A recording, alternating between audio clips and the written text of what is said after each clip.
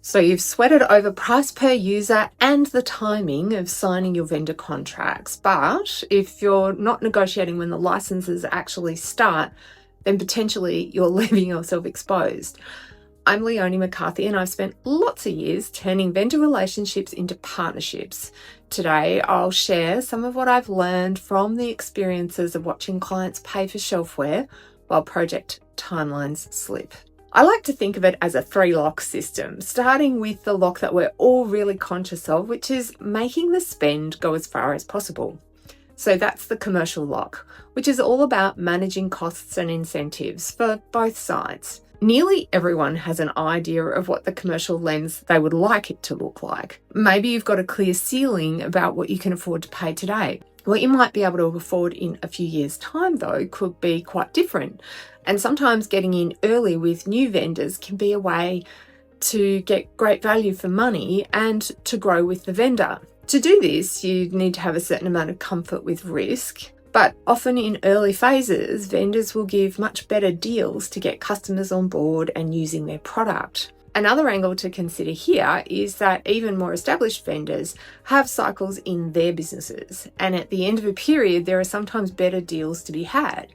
This usually comes with the trade-off of being prepared to sign by a deadline, but it can be useful if the cycle suits you. So in terms of the commercial lens, maybe some tactics to think about are tiered pricing. As your volume of licenses increases, maybe think about what you can do with your vendor to improve discounts. If it works for your business, maybe gain sharing clauses around profit agreement are useful. The other thing that I like is delayed license start. So the license start from when your project gains momentum and you actually start getting some benefit from the product. Make sure that anything that's not used is not paid for. There are ways to roll over into the next period, or you can be using those hours in future phases if you need to. The other thing to do is check expiry dates on your contract and set reminders for yourself. I guess the caution here is to be looking for a good deal, but be balanced. Never stripping vendors to the bare bone, because partners need margin in order to be able to support you. Protection lock. This is the one that I sort of think about as guarding against chaos. So in recent years, we've all seen a little more of what chaos looks like, whether it's data breach, a war, or a pandemic.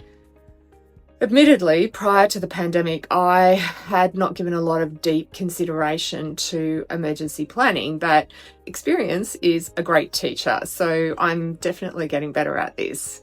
It's not just these types of extraordinary events that can have an impact on your project work. A recent ERP project we worked on had 3 of the key vendor partners be acquired or change ownership over the life of the project. This is unusual in my experience, and if I had a time machine on this one, I would go back and ensure that the contract included clauses on change of control or ownership, giving the client some more negotiating leverage. Some of the things that might have been useful would potentially be escrow payments of licenses and fees while the transaction was in progress. And whilst the vendors handled these things with varying degrees of transparency, they all had an impact on the client and the project. Holding back maybe, and this is something to consider for all projects, is holding back a percentage of your payments until the transition has been completed, and thinking about change of control triggers as they go into a contract.